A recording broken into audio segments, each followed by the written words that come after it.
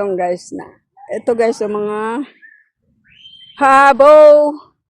Yan, pabo. Yan.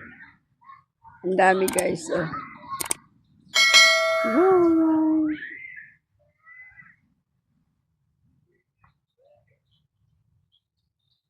Ang daming pabo.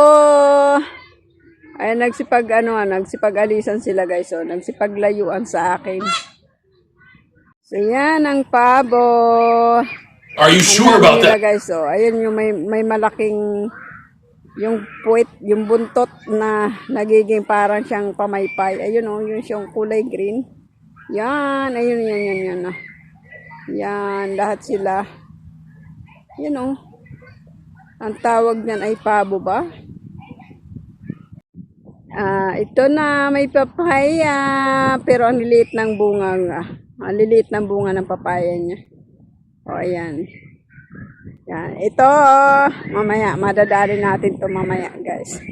Hihingi tayo sa may-ari. Ayan, ayan. Hihingi tayo nito. Gagawa tayo ng atsara at saka ginataan o kaya magtinola. Ay, pakainin na yun. Gantiot naman lang yun.